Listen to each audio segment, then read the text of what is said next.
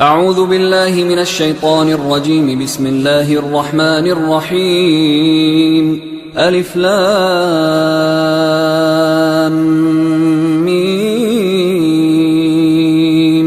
ذلك الكتاب لا ريب فيه هدى للمتقين الذين يؤمنون بالغيب ويقيمون الصلاة ومما رزقناهم ينفقون والذين يؤمنون بما أنزل إليك وما أنزل من قبلك وبالآخرة هم يوقنون أولئك على هدى من ربهم وأولئك هم المفلحون. إن الذين كفروا سواء عليهم أأنذرتهم أم لم تنذرهم لا يؤمنون ختم الله على قلوبهم وعلى سمعهم وعلى أبصارهم غشاوة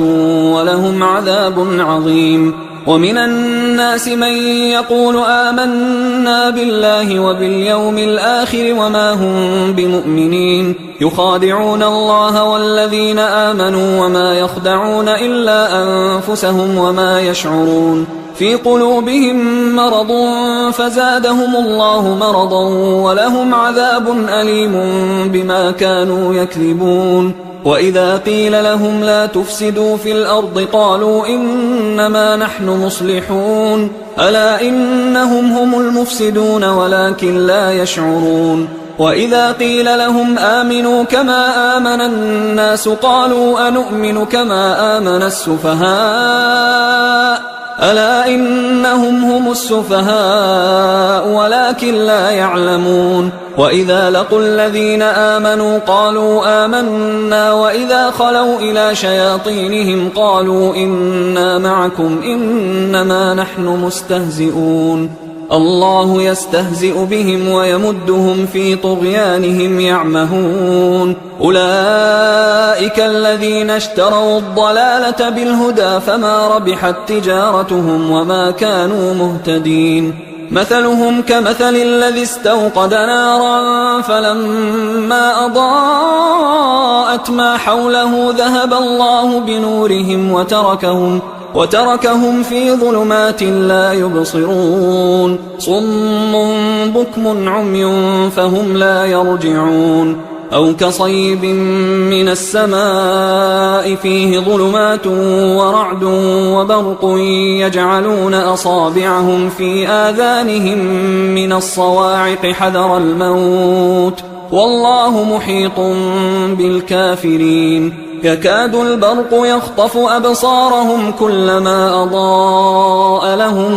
مشوا فيه وإذا أظلم عليهم قاموا ولو شاء الله لذهب بسمعهم وأبصارهم إن الله على كل شيء قدير. يا أيها الناس اعبدوا ربكم الذي خلقكم والذين من قبلكم لعلكم تتقون الذي جعل لكم الأرض فراشا والسماء بناء وأنزل من السماء ماء فأخرج به من الثمرات رزقا لكم فلا تجعلوا لله أندادا وأنتم تعلمون. وإن كنتم في ريب مما نزلنا على عبدنا فأتوا بسورة من مثله وادعوا شهداءكم من دون الله إن كنتم صادقين فإن لم تفعلوا ولن تفعلوا فاتقوا النار التي وقودها الناس والحجارة أعدت للكافرين. وبشر الذين آمنوا وعملوا الصالحات أن لهم جنات تجري من تحتها الأنهار كلما رزقوا منها من ثمرة رزقا قالوا هذا الذي رزقنا من قبل وأتوا به متشابها ولهم فيها أزواج مطهرة وهم فيها خالدون. إن الله لا يستحيي أن يضرب مثلا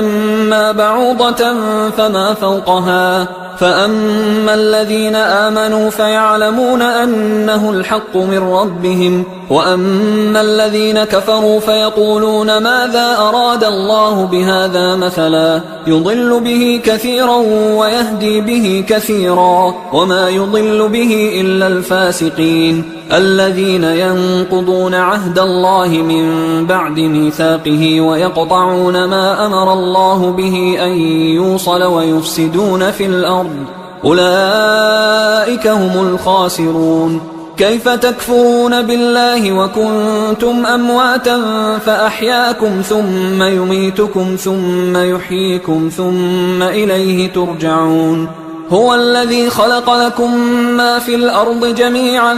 ثم استوى إلى السماء فسواهن 7 سماوات وهو بكل شيء عليم. وإذ قال ربك للملائكة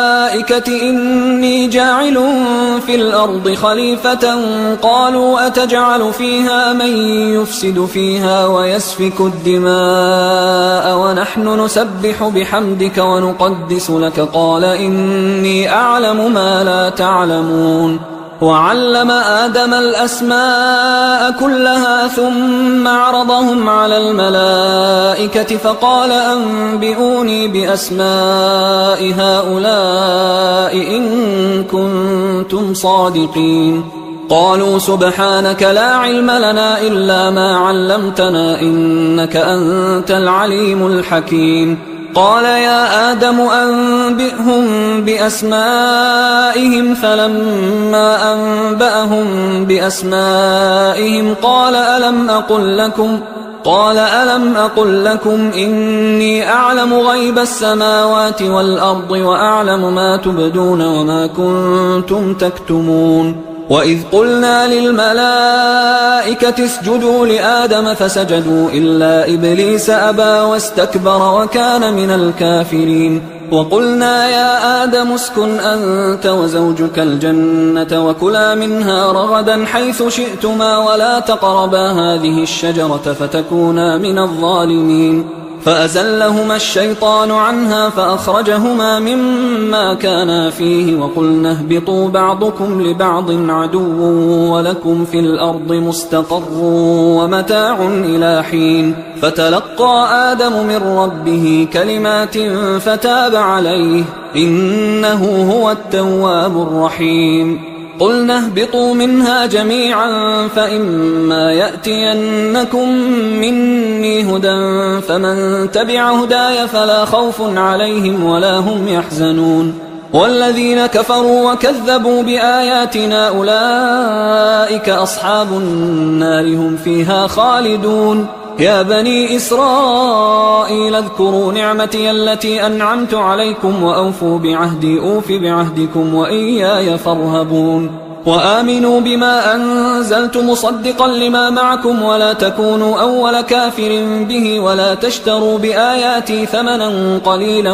وإياي فاتقون. ولا تلبسوا الحق بالباطل وتكتموا الحق وأنتم تعلمون. وأقيموا الصلاة وآتوا الزكاة واركعوا مع الراكعين. أتأمرون الناس بالبر وتنسون أنفسكم وأنتم تتلون الكتاب أفلا تعقلون. واستعينوا بالصبر والصلاة وإنها لكبيرة إلا على الخاشعين الذين يظنون أنهم ملاقو ربهم وأنهم إليه راجعون. يا بني إسرائيل اذكروا نعمتي التي أنعمت عليكم وأني فضلتكم على العالمين. واتقوا يوما لا تجزي نفس عن نفس شيئا ولا يقبل منها شفاعة ولا يؤخذ منها عدل ولا هم ينصرون. وإذ نجيناكم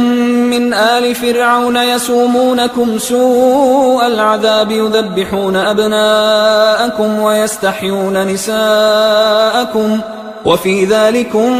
بلاء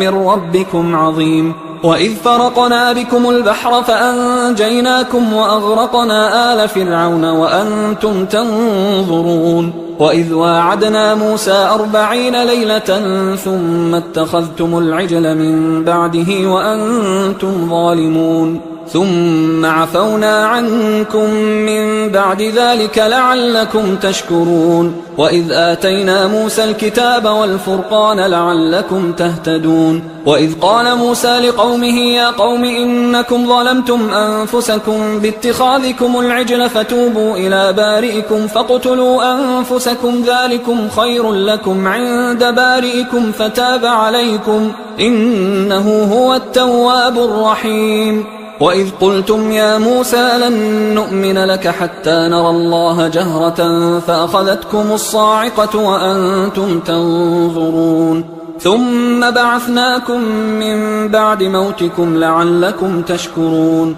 وظللنا عليكم الغمام وأنزلنا عليكم المن والسلوى كلوا من طيبات ما رزقناكم وما ظلمونا ولكن كانوا أنفسهم يظلمون وإذ قلنا ادخلوا هذه القرية فكلوا منها حيث شئتم رغدا وادخلوا الباب سجدا وقولوا حطة نغفر لكم خطاياكم وسنزيد المحسنين فبدل الذين ظلموا قولا غير الذي قيل لهم فأنزلنا على الذين ظلموا رجزا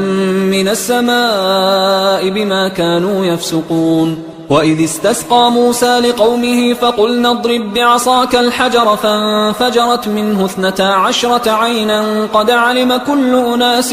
مشربهم كلوا واشربوا من رزق الله ولا تعثوا في الأرض مفسدين وإذ قلتم يا موسى لن نصبر على طعام واحد فادع لنا ربك يخرج لنا مما تنبت الأرض من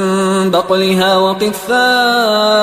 وفومها وعدسها وبصلها قال أتستبدلون الذي هو أدنى بالذي هو خير اهبطوا مصرا فإن لكم ما سألتم وضربت عليهم الذلة والمسكنة وباءوا بغضب من الله ذلك بأنهم كانوا يكفرون بآيات الله ويقتلون النبيين بغير الحق ذلك بما عصوا وكانوا يعتدون إن الذين آمنوا والذين هادوا والنصارى والصابئين من آمن بالله واليوم الآخر وعمل صالحا فلهم أجرهم عند ربهم ولا خوف عليهم ولا هم يحزنون وإذ أخذنا ميثاقكم ورفعنا فوقكم الطور خذوا ما آتيناكم بقوة واذكروا ما فيه لعلكم تتقون ثم توليتم من بعد ذلك فلولا فضل الله عليكم ورحمته لكنتم من الخاسرين ولقد علمتم الذين اعتدوا منكم في السبت فقلنا لهم كونوا قردة خاسئين فجعلناها نكالا لما بين يديها وما خلفها وموعظة للمتقين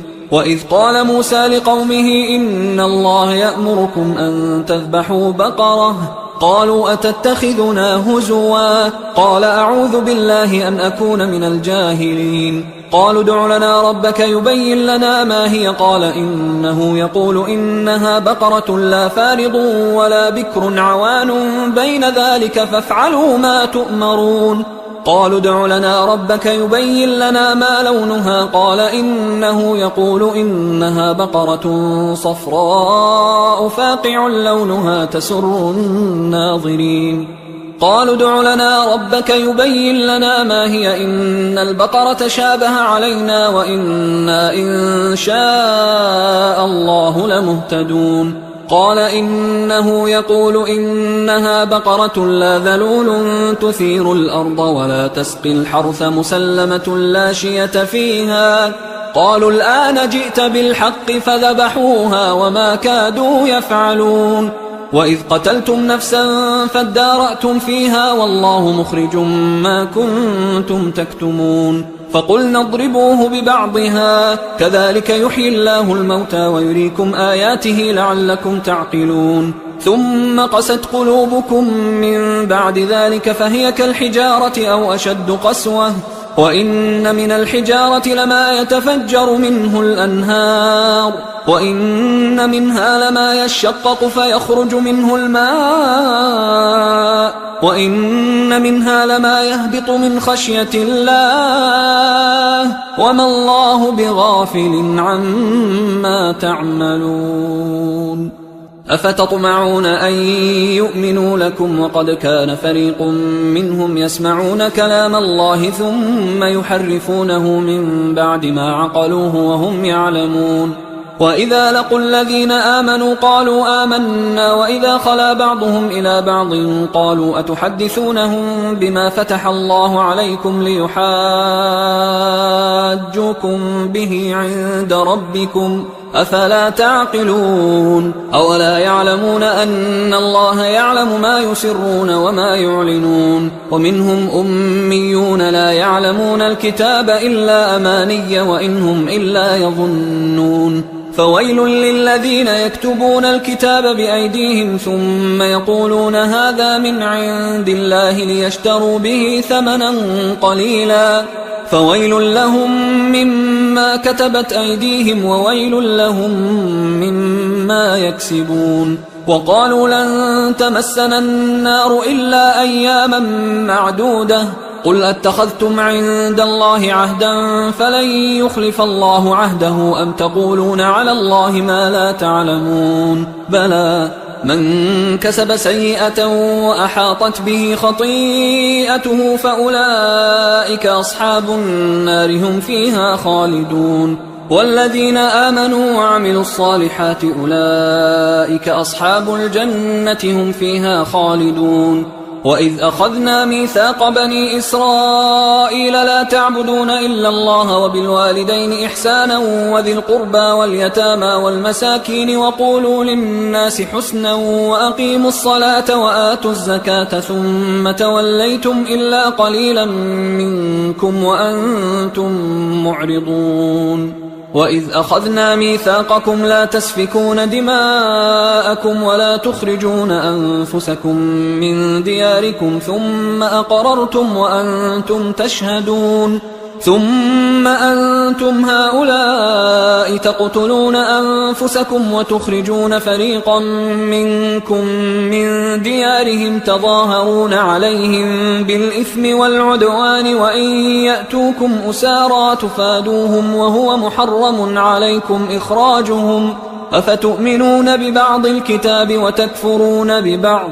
فما جزاء من يفعل ذلك منكم إلا خزي في الحياة الدنيا ويوم القيامة يردون إلى أشد العذاب وما الله بغافل عما تعملون أولئك الذين اشتروا الحياة الدنيا بالآخرة فلا يخفف عنهم العذاب ولا هم ينصرون ولقد آتينا موسى الكتاب وقفينا من بعده بالرسل وآتينا عيسى ابن مريم البينات وأيدناه بروح القدس أفكلما جاءكم رسول بما لا تهوى أنفسكم استكبرتم ففريقا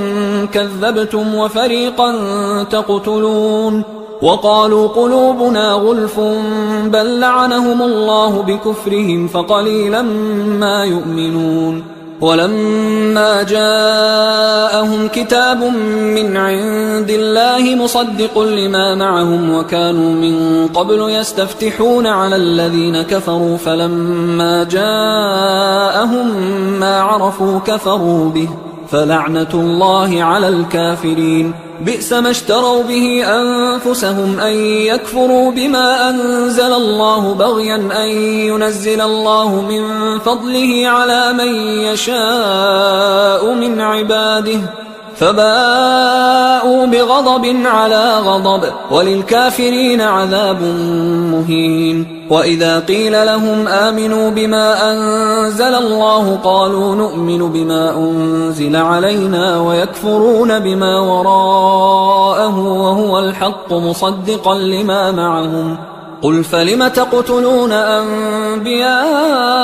الله من قبل إن كنتم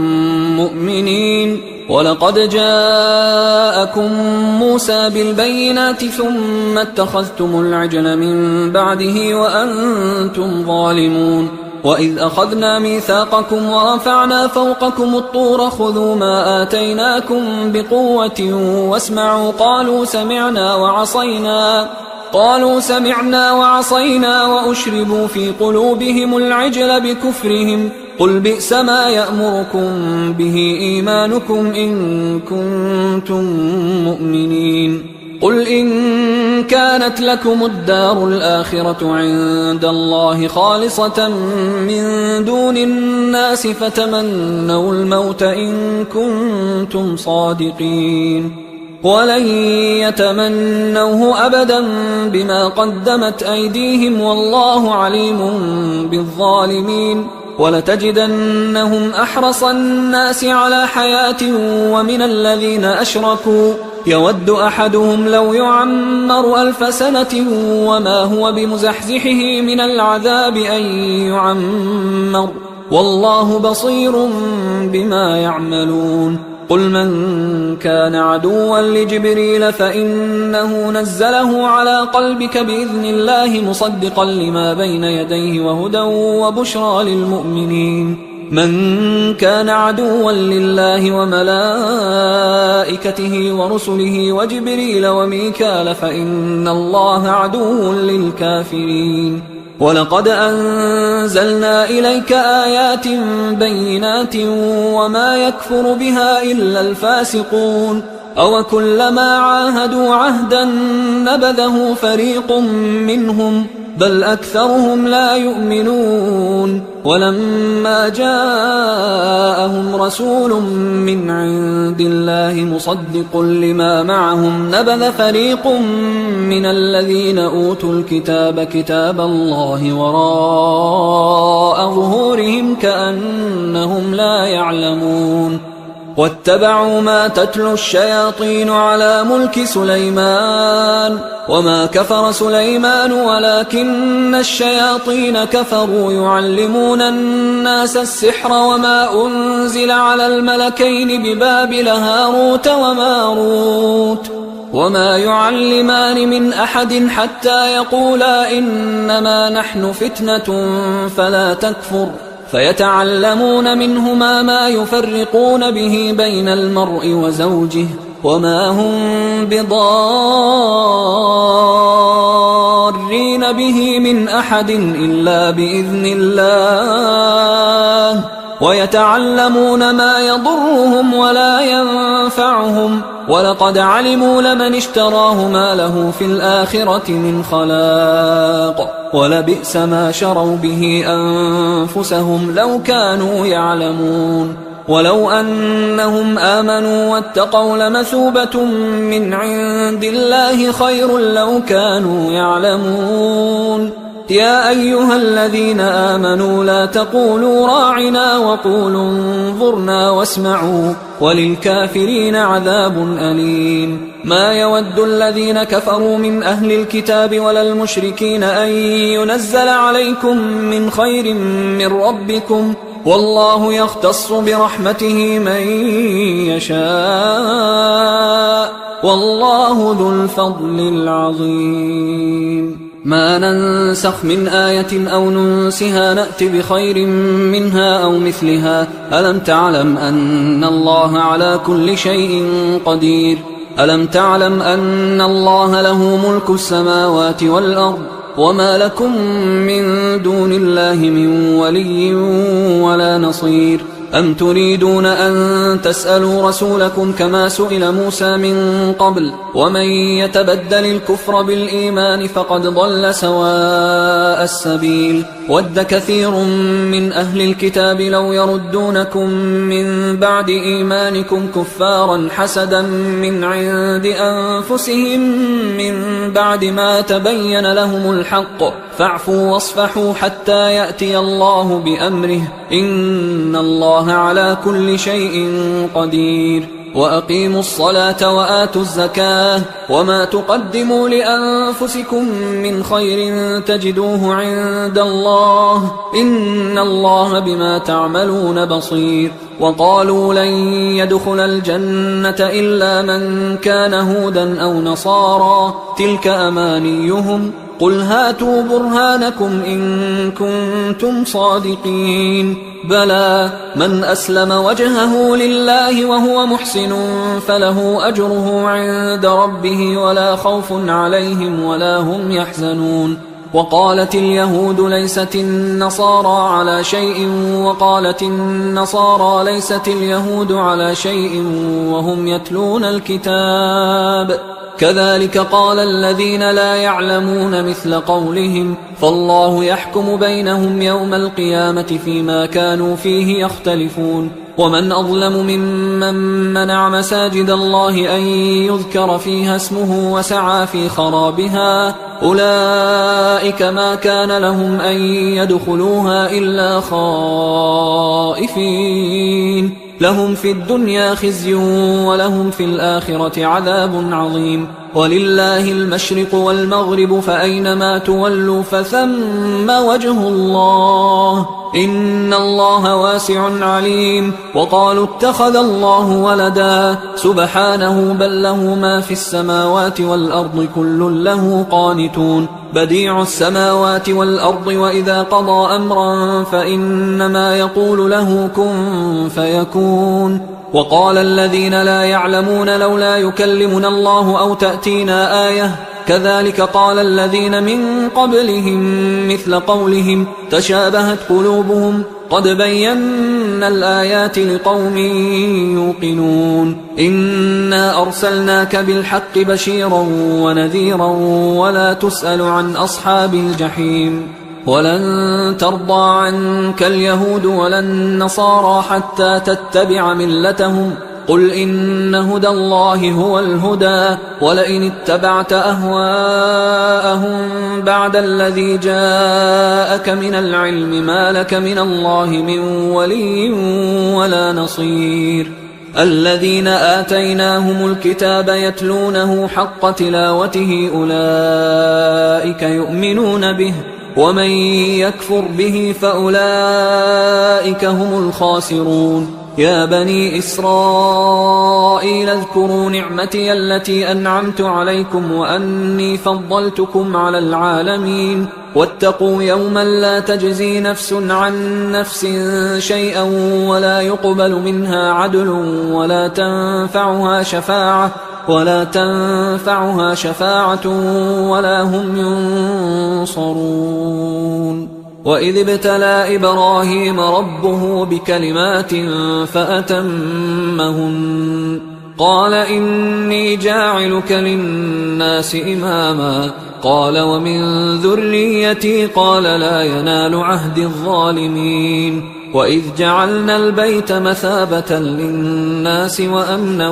واتخذوا من مقام إبراهيم مصلى وعهدنا إلى إبراهيم وإسماعيل أن طهرا بيتي للطائفين والعاكفين والركع السجود. وإذ قال إبراهيم رب اجعل هذا بلدا آمنا وارزق أهله من الثمرات من آمن منهم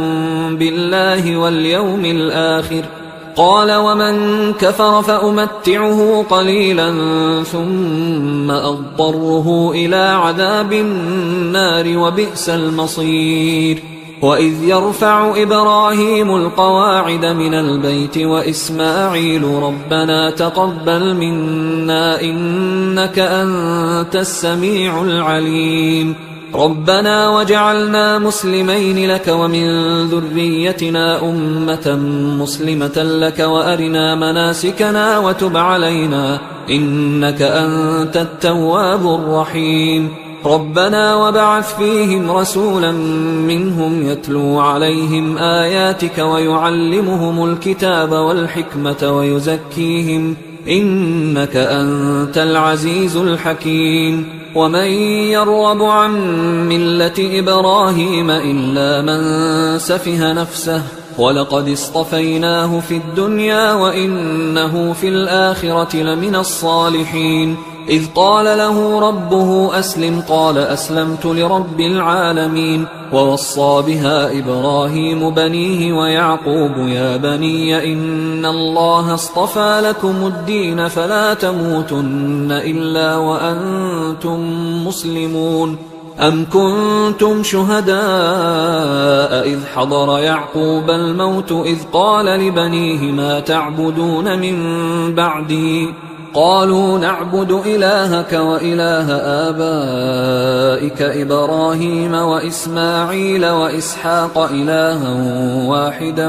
ونحن له مسلمون. تلك أمة قد خلت لها ما كسبت ولكم ما كسبتم ولا تسألون عما كانوا يعملون. وقالوا كونوا هودا أو نصارى تهتدوا قل بل ملة إبراهيم حنيفا وما كان من المشركين. قولوا آمنا بالله وما أنزل إلينا وما أنزل إلى إبراهيم وإسماعيل وإسحاق ويعقوب والأسباط وما أوتي موسى وعيسى وما أوتي النبيون من ربهم لا نفرق بين أحد منهم ونحن له مسلمون. فإن آمنوا بمثل ما آمنتم به فقد اهتدوا وإن تولوا فإنما هم في شقاق فسيكفيكهم الله وهو السميع العليم. صبغة الله ومن أحسن من الله صبغة ونحن له عابدون. قل أتحاجوننا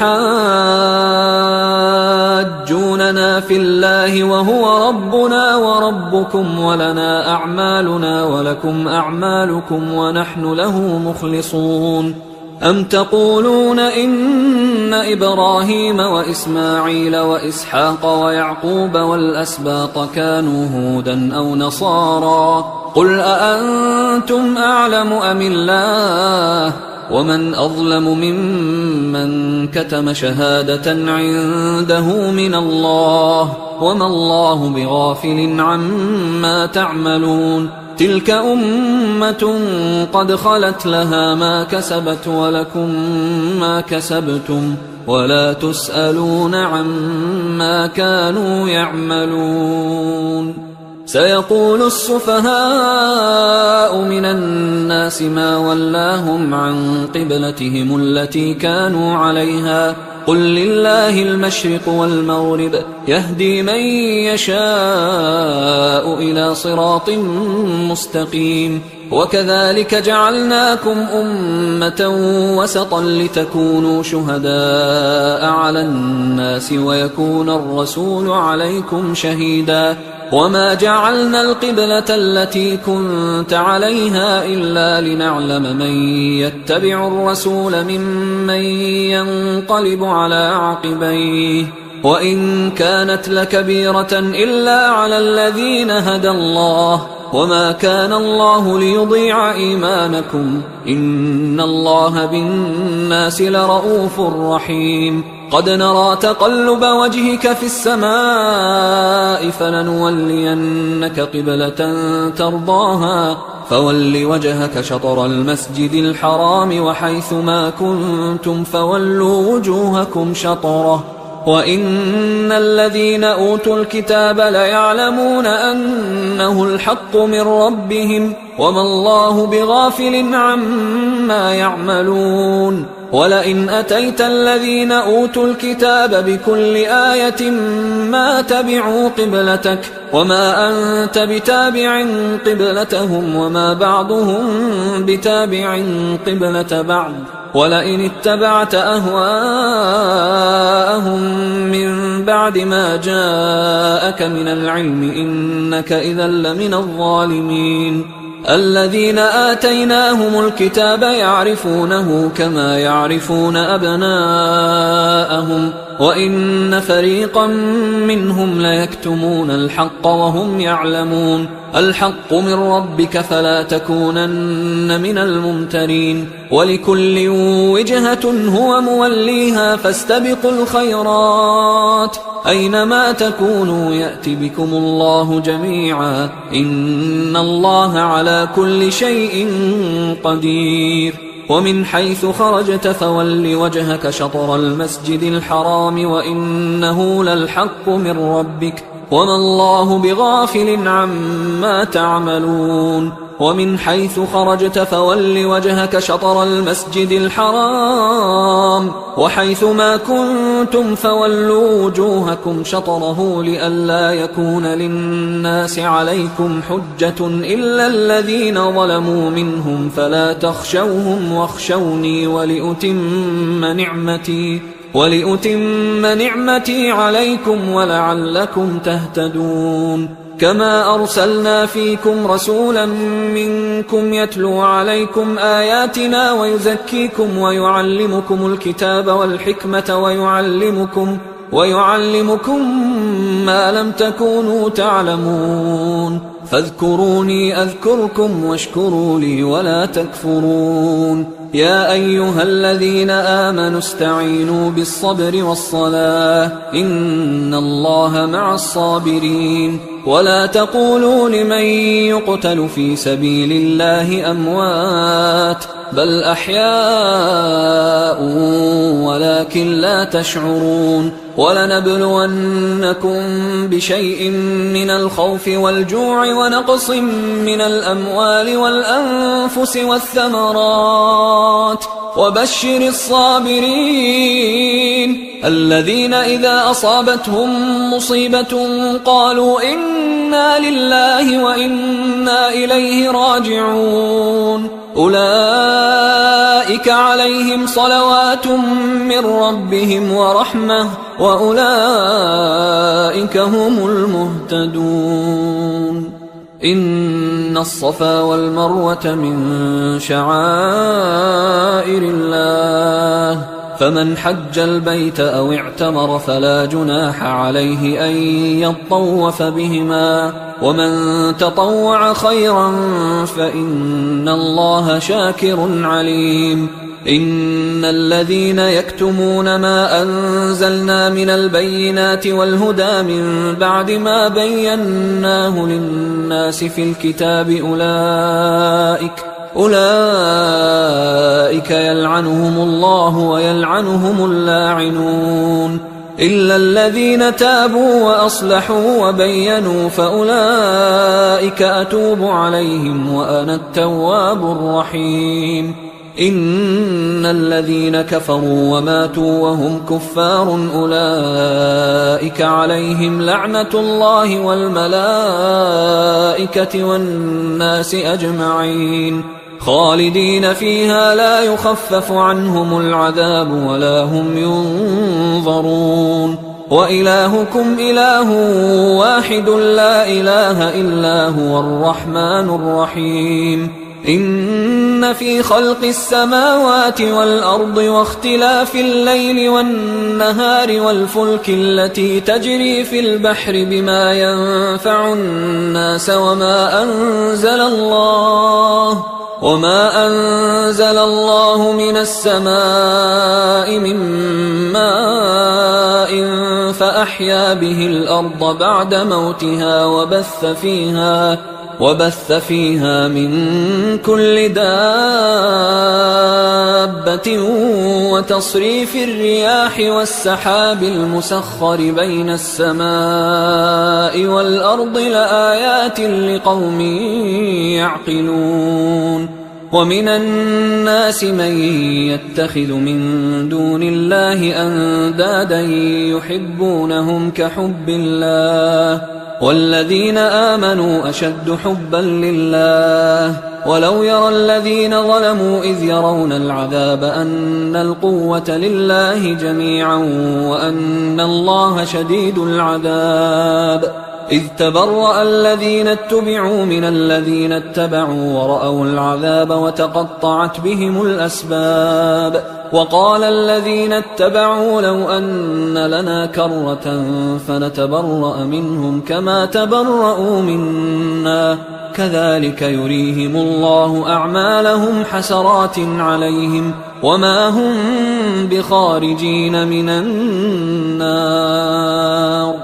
يا أيها الناس كلوا مما في الأرض حلالا طيبا ولا تتبعوا خطوات الشيطان إنه لكم عدو مبين إنما يأمركم بالسوء والفحشاء وأن تقولوا على الله ما لا تعلمون وإذا قيل لهم اتبعوا ما أنزل الله قالوا بل نتبع ما ألفينا عليه آباءنا أولو كان آباؤهم لا يعقلون شيئا ولا يهتدون ومثل الذين كفروا كمثل الذي ينعق بما لا يسمع إلا دعاء ونداء صم بكم عمي فهم لا يعقلون يا أيها الذين آمنوا كلوا من طيبات ما رزقناكم واشكروا لله إن كنتم إياه تعبدون إنما حرم عليكم الميتة والدم ولحم الخنزير وما أهل به لغير الله فمن اضطر غير باغ ولا عاد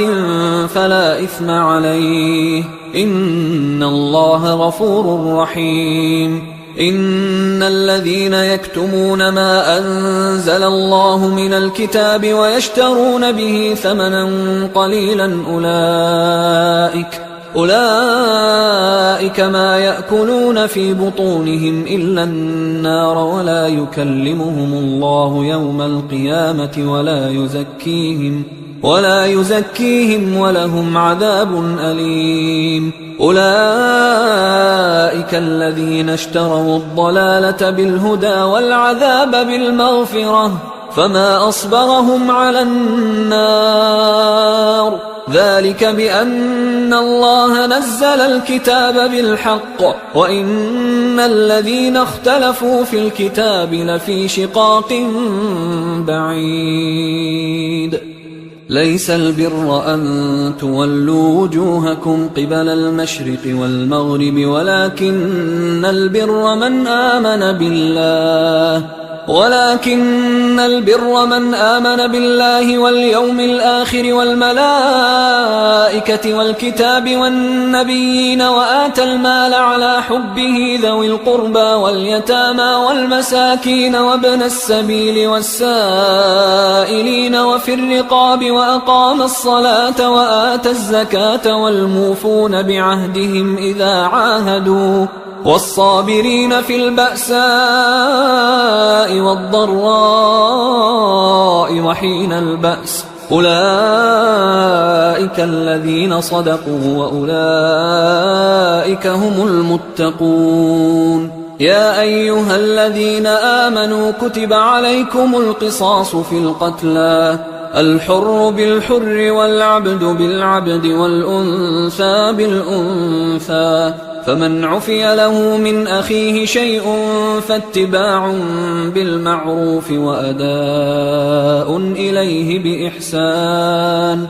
ذلك تخفيف من ربكم ورحمة فمن اعتدى بعد ذلك فله عذاب أليم ولكم في القصاص حياة يا أولي الألباب لعلكم تتقون كتب عليكم إذا حضر أحدكم الموت إن ترك خيرا الوصية للوالدين والأقربين بالمعروف حقا على المتقين فمن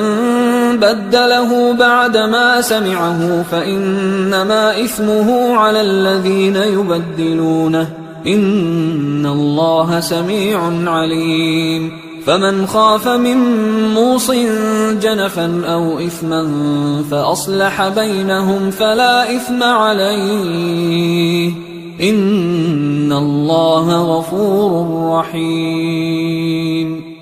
يا أيها الذين آمنوا كتب عليكم الصيام كما كتب على الذين من قبلكم لعلكم تتقون أياما معدودات، فمن كان منكم مريضا أو على سفر فعدة من أيام أخر، وعلى الذين يطيقونه فدية طعام مسكين، فمن تطوع خيرا فهو خير له، وأن تصوموا خير لكم إن كنتم تعلمون. شهر رمضان الذي أنزل فيه القرآن هدى للناس وبينات من الهدى والفرقان، فمن شهد منكم الشهر فليصمه، ومن كان مريضا أو على سفر فعدة من أيام أخر، يريد الله بكم اليسر ولا يريد بكم العسر ولتكملوا العدة ولتكبروا الله على ما هداكم ولعلكم تشكرون. وإذا سألك عبادي عني فإني قريب أجيب دعوة الداعي إذا دعان، فليستجيبوا لي وليؤمنوا بي لعلهم يرشدون. أحل لكم ليلة الصيام الرفث إلى نسائكم هن لباس لكم وأنتم لباس لهن، علم الله أنكم كنتم تختانون أنفسكم فتاب عليكم وعفى عنكم، فالآن باشروهن وابتغوا ما كتب الله لكم، وكلوا واشربوا حتى يتبين لكم الخيط الأبيض من الخيط الأسود من الفجر، ثم أتموا الصيام إلى الليل، ولا تباشروهن وأنتم عاكفون في المساجد، تلك حدود الله فلا تقربوها، كذلك يبين الله آياته للناس لعلهم يتقون. ولا تأكلوا أموالكم بينكم بالباطل وتدلوا بها إلى الحكام لتأكلوا فريقا من أموال الناس بالإثم وأنتم تعلمون. يسألونك عن الأهلة قل هي مواقيت للناس والحج، وليس البر بأن تأتوا البيوت من ظهورها ولكن البر من اتقى، وأتوا البيوت من أبوابها واتقوا الله لعلكم تفلحون. وقاتلوا في سبيل الله الذين يقاتلونكم ولا تعتدوا إن الله لا يحب المعتدين. وقتلوهم حيث ثقفتموهم وأخرجوهم من حيث أخرجوكم والفتنة أشد من القتل، ولا تقاتلوهم عند المسجد الحرام حتى يقاتلوكم فيه، فإن قاتلوكم فاقتلوهم، كذلك جزاء الكافرين، فإن انتهوا فإن الله غفور رحيم. وقاتلوهم حتى لا تكون فتنة ويكون الدين لله، فإن انتهوا فلا عدوان إلا على الظالمين. الشهر الحرام بالشهر الحرام والحرمات قصاص، فمن اعتدى عليكم فاعتدوا عليه بمثل ما اعتدى عليكم، واتقوا الله واعلموا أن الله مع المتقين. وأنفقوا في سبيل الله ولا تلقوا بأيديكم إلى التهلكة وأحسنوا إن الله يحب المحسنين. وأتموا الحج والعمرة لله، فإن أحصرتم فما استيسر من الهدي، ولا تحلقوا رؤوسكم حتى يبلغ الهدي محله، فمن كان منكم مريضا أو به أذى من رأسه ففدية من صيام أو صدقة أو نسك، فإذا أمنتم فمن تمتع بالعمرة إلى الحج فما استيسر من الهدي، فمن لم يجد فصيام 3 أيام في الحج و7 إذا رجعتم، تلك 10 كاملة، ذلك لمن لم يكن أهله حاضر المسجد الحرام. واتقوا الله واعلموا أن الله شديد العقاب. الحج أشهر معلومات، فمن فرض فيهن الحج فلا رفث ولا فسوق ولا جدال في الحج وما تفعلوا من خير يعلمه الله وتزودوا فإن خير الزاد التقوى واتقون يا أولي الألباب ليس عليكم جناح أن تبتغوا فضلا من ربكم فإذا أفضتم من عرفات فاذكروا الله عند المشعر الحرام واذكروه كما هداكم وإن كنتم من قبله لمن الضالين ثم أفيضوا من حيث أفاض الناس واستغفروا الله إن الله غفور رحيم فإذا قضيتم مناسككم فاذكروا الله كذكركم آباءكم أو أشد ذكرا فمن الناس من يقول ربنا آتنا في الدنيا وما له في الآخرة من خلاق ومنهم من يقول ربنا آتنا في الدنيا حسنة وفي الآخرة حسنة وقنا عذاب النار أولئك لهم نصيب مما كسبوا والله سريع الحساب واذكروا الله في أيام معدودات فمن تعجل في يومين فلا إثم عليه ومن تأخر فلا إثم عليه لمن اتقى واتقوا الله واعلموا أنكم إليه تحشرون ومن الناس من يعجبك قوله في الحياة الدنيا ويشهد الله على ما في قلبه وهو ألد الخصام وإذا تولى سعى في الأرض ليفسد فيها ويهلك الحرث والنسل والله لا يحب الفساد وإذا قيل له اتق الله أخذته العزة بالإثم فحسبه جهنم ولبئس المهاد ومن الناس من يشري نفسه ابتغاء مرضات الله والله رؤوف بالعباد يا أيها الذين آمنوا ادخلوا في السلم كافة ولا تتبعوا خطوات الشيطان إنه لكم عدو مبين فإن زللتم من بعد ما جاءتكم البينات فاعلموا أن الله عزيز حكيم هل ينظرون إلا أن يأتيهم الله في ظلل من الغمام والملائكة وقضي الأمر وإلى الله ترجع الأمور سل بني إسرائيل كم آتيناهم من آية بينة ومن يبدل نعمة الله من بعد ما جاءته فإن الله شديد العقاب زين للذين كفروا الحياة الدنيا ويسخرون من الذين آمنوا والذين اتقوا فوقهم يوم القيامة والله يرزق من يشاء بغير حساب كان الناس أمة واحدة فبعث الله النبيين مبشرين ومنذرين وأنزل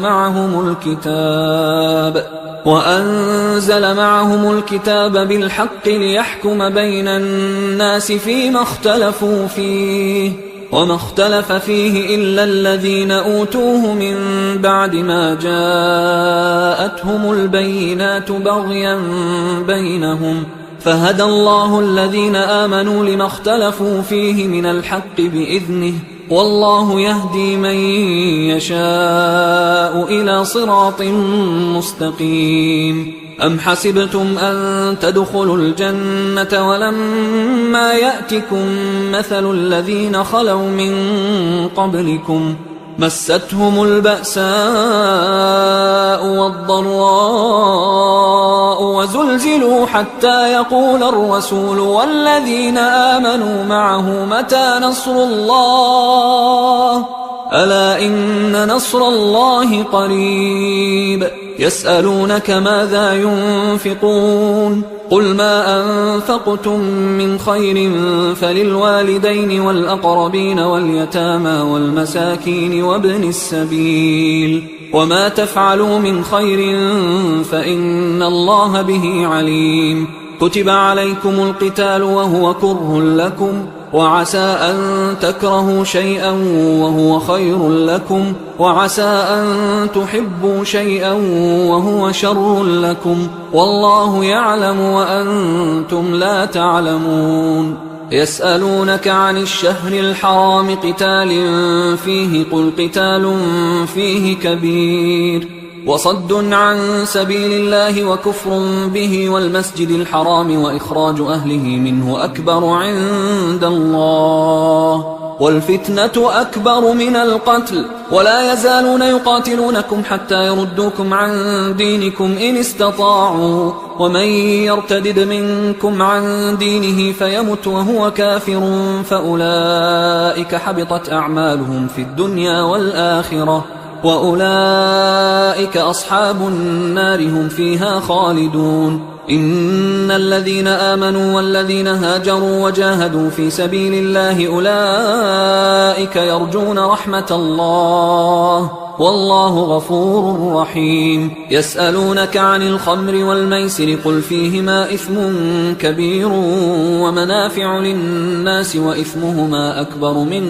نفعهما ويسألونك ماذا ينفقون قل العفو كذلك يبين الله لكم الآيات لعلكم تتفكرون في الدنيا والآخرة ويسألونك عن اليتامى قل إصلاح لهم خير وإن تخالطوهم فإخوانكم والله يعلم المفسد من المصلح ولو شاء الله لأعنتكم إن الله عزيز حكيم ولا تنكحوا المشركات حتى يؤمنوا ولأمة مؤمنة خير من مشركة ولو أعجبتكم ولا تنكحوا المشركين حتى يؤمنوا ولعبد مؤمن خير من مشرك ولو أعجبكم أولئك يدعون إلى النار والله يدعو إلى الجنة والمغفرة بإذنه ويبين آياته للناس لعلهم يتذكرون ويسألونك عن المحيض قل هو أذى فاعتزلوا النساء في المحيض ولا تقربوهن حتى يطهرن فإذا تطهرن فأتوهن من حيث أمركم الله إن الله يحب التوابين ويحب المتطهرين نساؤكم حرث لكم فأتوا حرثكم أنى شئتم وقدموا لأنفسكم واتقوا الله واعلموا أنكم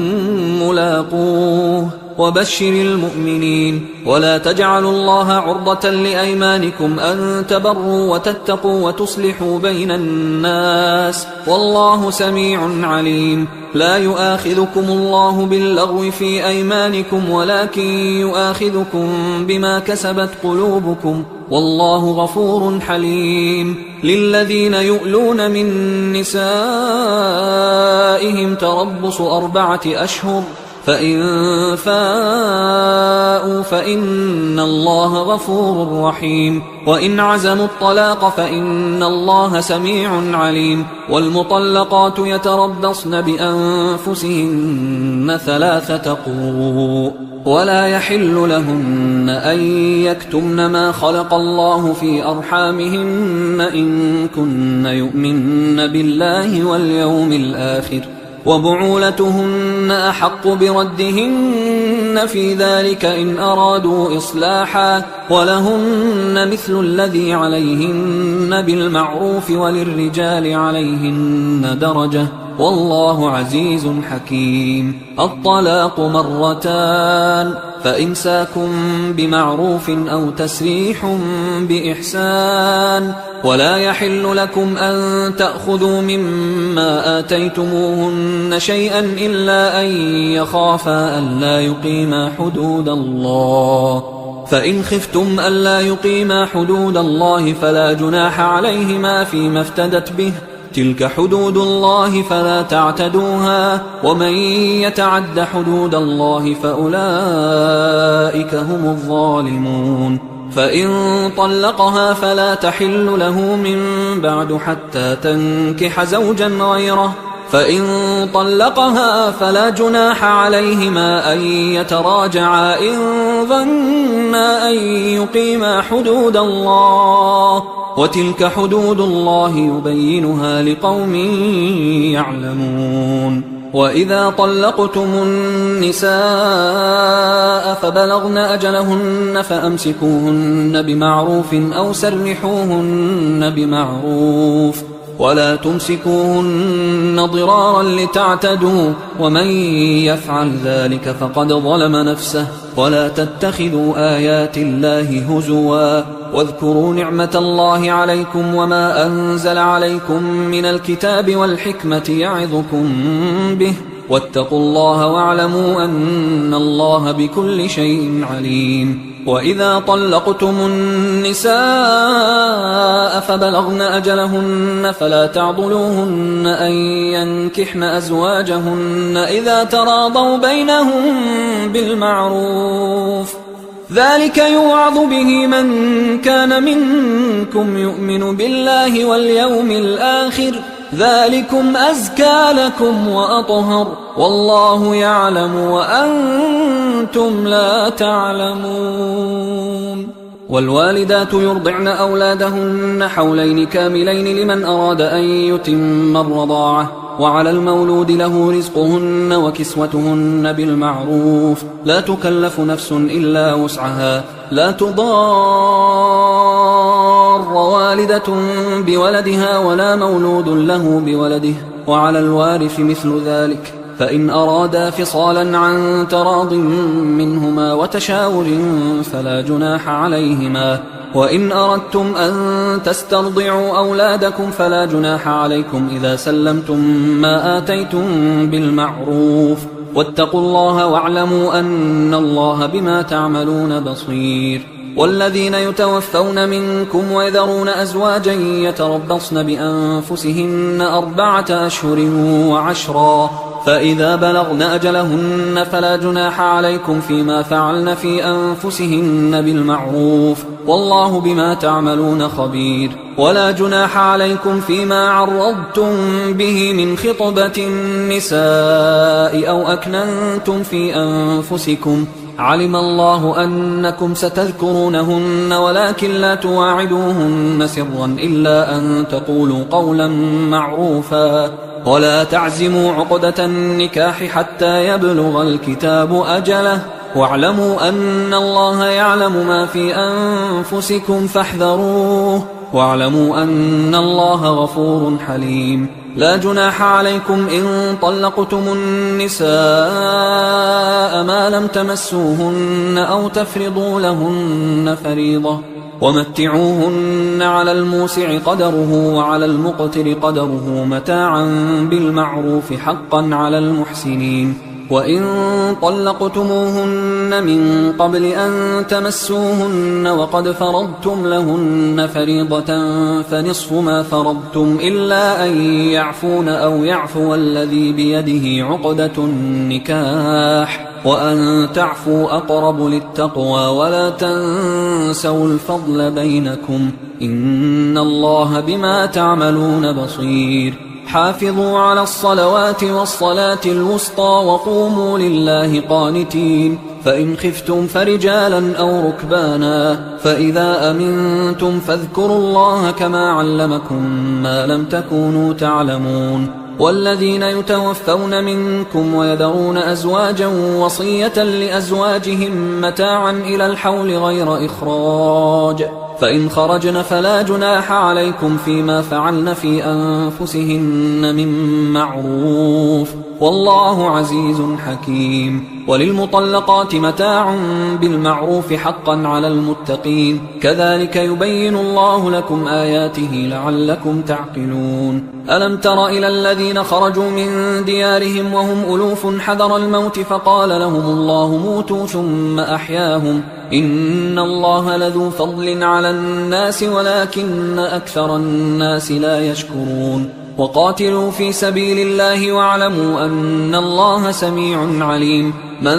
ذا الذي يقرض الله قرضا حسنا فيضاعفه له أضعافا كثيرة والله يقبض ويبسط وإليه ترجعون ألم تر إلى الملأ من بني إسرائيل من بعد موسى إذ قالوا لنبي له مبعث لنا ملكا نقاتل في سبيل الله قال هل عسيتم إن كتب عليكم القتال ألا تقاتلوا قالوا وما لنا ألا نقاتل في سبيل الله وقد أخرجنا من ديارنا وأبنائنا فلما كتب عليهم القتال تولوا إلا قليلا منهم والله عليم بالظالمين وقال لهم نبيهم إن الله قد بعث لكم طالوت ملكا قالوا أنى يكون له الملك علينا ونحن أحق بالملك منه ولم يؤت سعة من المال قال إن الله اصطفاه عليكم وزاده بسطة في العلم والجسم والله يؤتي ملكه من يشاء والله واسع عليم وقال لهم نبيهم إن آية ملكه أن يأتيكم التابوت فيه سكينة من ربكم وبقية مما ترك آل موسى وآل هارون تحمله الملائكة إن في ذلك لآية لكم إن كنتم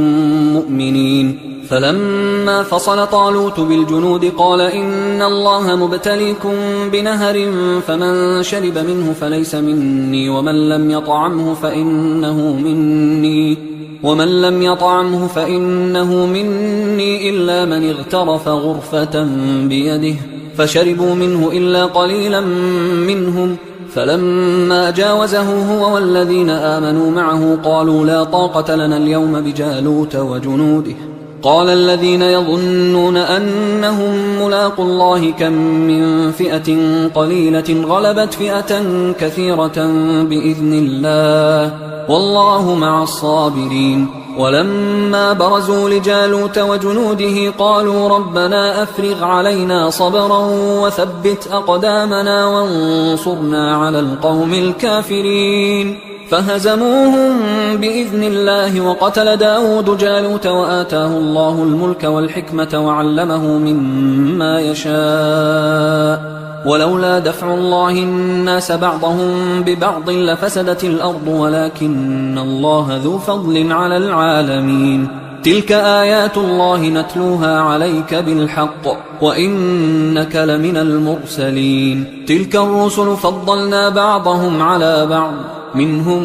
من كلم الله ورفع بعضهم درجات وآتينا عيسى ابن مريم البينات وأيدناه بروح القدس ولو شاء الله ما اقتتل الذين من بعدهم من بعد ما جاءتهم البينات ولكن اختلفوا فمنهم من آمن ومنهم من كفر ولو شاء الله ما اقتتلوا ولكن الله يفعل ما يريد يا أيها الذين آمنوا أنفقوا مما رزقناكم من قبل أن يأتي يوم لا بيع فيه ولا خلة ولا شفاعة والكافرون هم الظالمون الله لا إله إلا هو الحي القيوم لا تأخذه سنة ولا نوم له ما في السماوات وما في الأرض من ذا الذي يشفع عنده إلا بإذنه يعلم ما بين أيديهم وما خلفهم ولا يحيطون بشيء من علمه إلا بما شاء وسع كرسيه السماوات والأرض ولا يؤوده حفظهما وهو العلي العظيم لا إكراه في الدين قد تبين الرشد من الغي فمن يكفر بالطاغوت ويؤمن بالله فقد استمسك بالعروة الوثقى لا انفصام لها والله سميع عليم الله ولي الذين آمنوا يخرجهم من الظلمات إلى النور والذين كفروا أولياؤهم الطاغوت يخرجونهم من النور إلى الظلمات أولئك أصحاب النار هم فيها خالدون. ألم تر إلى الذي حاج إبراهيم في ربه أن آتاه الله الملك إذ قال إبراهيم ربي الذي يحيي ويميت قال أنا أحيي وأميت. قال إبراهيم فإن الله يأتي بالشمس من المشرق فأت بها من المغرب فبهت الذي كفر والله لا يهدي القوم الظالمين. أو كالذي مر على قرية وهي خاوية على عروشها قال أنى يحيي هذه الله بعد موتها فأماته الله 100 عام ثم بعثه قال كم لبثت؟ قال لبثت يوما أو بعض يوم. قال بل لبثت 100 عام فانظر إلى طعامك وشرابك لم يتسنه وانظر إلى حمارك ولنجعلك آية للناس وانظر إلى العظام كيف ننشزها ثم نكسوها لحما فلما تبين له قال أعلم أن الله على كل شيء قدير. وإذ قال إبراهيم رب أرني كيف تحيي الموتى قال أولم تؤمن قال بلى ولكن ليطمئن قلبي قال فخذ 4 من الطير فصرهن إليك ثم اجعل على كل جبل منهن جزءا ثم ادعهن يأتينك سعيا واعلم أن الله عزيز حكيم. مثل الذين ينفقون أموالهم في سبيل الله كمثل حبة أنبتت 7 سنابل في كل سنبلة 100 حبة والله يضاعف لمن يشاء والله واسع عليم. الذين ينفقون أموالهم في سبيل الله ثم لا يتبعون ما أنفقوا منا ولا أذى لهم أجرهم عند ربهم ولا خوف عليهم ولا هم يحزنون. قول معروف ومغفرة خير من صدقة يتبعها أذى والله غني حليم. يا أيها الذين آمنوا لا تبطلوا صدقاتكم بالمن والأذى كالذي ينفق ماله رئاء الناس ولا يؤمن بالله واليوم الآخر فمثله كمثل صفوان عليه تراب فأصابه وابل فتركه صلدا لا يقدرون على شيء مما كسبوا والله لا يهدي القوم الكافرين. ومثل الذين ينفقون أموالهم ابتغاء مرضات الله وتثبيتا من أنفسهم كمثل جنة بربوة أصابها وابل فآتت أكلها ضعفين فإن لم يصبها وابل فطل والله بما تعملون بصير. أيود أحدكم أن تكون له جنة من نخيل وأعناب تجري من تحتها الأنهار له فيها من كل الثمرات وأصابه الكبر وله ذرية ضعفاء فأصابها إعصار فيه نار فاحترقت كذلك يبين الله لكم الآيات لعلكم تتفكرون. يا أيها الذين آمنوا أنفقوا من طيبات ما كسبتم ومما أخرجنا لكم من الأرض ولا تيمموا الخبيث منه تنفقون ولستم بآخذيه إلا أن تغمضوا فيه واعلموا أن الله غني حميد. الشيطان يعدكم الفقر ويأمركم بالفحشاء والله يعدكم مغفرة منه وفضلا والله واسع عليم. يؤتي الحكمة من يشاء ومن يؤت الحكمة فقد أوتي خيرا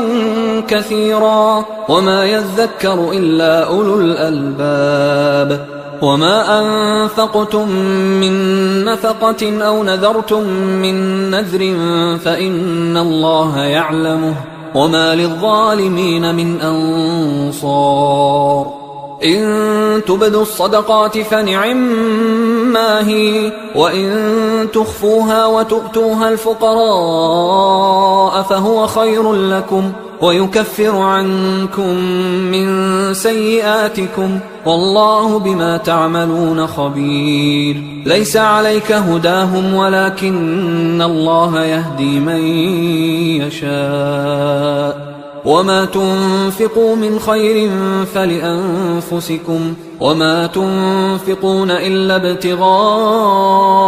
وجه الله وما تنفقوا من خير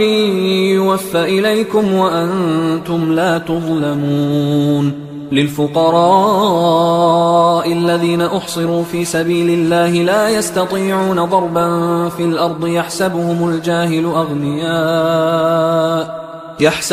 الجاهل أغنياء من التعفف تعرفهم بسيماهم لا يسألون الناس إلحافا وما تنفقوا من خير فإن الله به عليم الذين ينفقون أموالهم بالليل والنهار سرا وعلانية فلهم أجرهم عند ربهم ولا خوف عليهم ولا هم يحزنون الذين يأكلون الربا لا يقومون إلا كما يقوم الذي يتخبطه الشيطان من المس ذلك بأنهم قالوا إنما البيع مثل الربا وأحل الله البيع وحرم الربا فمن جاءه موعظة من ربه فانتهى فله ما سلف وأمره إلى الله ومن عاد فأولئك أصحاب النار هم فيها خالدون يمحق الله الربا ويربي الصدقات والله لا يحب كل كفار أثيم إن الذين آمنوا وعملوا الصالحات وأقاموا الصلاة وآتوا الزكاة لهم أجرهم عند ربهم ولا خوف عليهم ولا هم يحزنون يا أيها الذين آمنوا اتقوا الله وذروا ما بقي من الربا إن كنتم مؤمنين فإن لم تفعلوا فأذنوا بحرب من الله ورسوله وإن تبتم فلكم رؤوس أموالكم لا تظلمون ولا تظلمون وإن كان ذو عسرة فنظرة إلى ميسرة وأن تصدقوا خير لكم إن كنتم تعلمون واتقوا يوما ترجعون فيه إلى الله ثم توفى كل نفس ما كسبت وهم لا يظلمون يا أيها الذين آمنوا إذا تداينتم بدين إلى أجل مسمى فاكتبوه وليكتب بينكم كاتب بالعدل ولا يأب كاتب أن يكتب كما علمه الله فليكتب وليملل الذي عليه الحق وليتق الله ربه ولا يبخس منه شيئا فإن كان الذي عليه الحق سفيها أو ضعيفا أو لا يستطيع أن يمله فليملل وليه بالعدل واستشهدوا شهيدين من رجالكم فإن لم يكونا رجلين فرجل وامرأتان ممن ترضون من الشهداء أن تضل إحداهما فتذكر إحداهما الأخرى ولا يأبى الشهداء إذا ما دعوا ولا تسأموا أن تكتبوه صغيرا أو كبيرا إلى أجله ذلكم أقسط عند الله وأقوم للشهادة وأدنى أن لا ترتابوا إلا أن تكون تجارة حاضرة تديرونها بينكم فليس عليكم جناح ألا تكتبوها وأشهدوا إذا تبايعتم ولا يضار كاتب ولا شهيد وإن تفعلوا فإنه فسوق بكم واتقوا الله ويعلمكم الله والله بكل شيء عليم وإن كنتم على سفر ولم تجدوا كاتبا فرهان مقبوضة، فإن أمن بعضكم بعضا فليؤدي الذي اؤتمن أمانته وليتق الله ربه ولا تكتموا الشهادة، ومن يكتمها فإنه آثم قلبه والله بما تعملون عليم. لله ما في السماوات وما في الأرض، وإن تبدوا ما في أنفسكم أو تخفوه يحاسبكم به الله فيغفر لمن يشاء ويعذب من يشاء والله على كل شيء قدير. آمن الرسول بما أنزل إليه من ربه والمؤمنون كل آمن بالله وملائكته وكتبه ورسله لا نفرق بين أحد من رسله وقالوا سمعنا وأطعنا غفرانك ربنا وإليك المصير. لا يكلف الله نفسا إلا وسعها، لها ما كسبت وعليها ما اكتسبت. ربنا لا تؤاخذنا إن نسينا أو أخطأنا، ربنا ولا تحمل علينا إصرا كما حملته على الذين من قبلنا، ربنا ولا تحملنا ما لا طاقة لنا به واعف عنا واغفر لنا وارحمنا أنت مولانا فانصرنا على القوم الكافرين. حصريا على قارئ القرآن.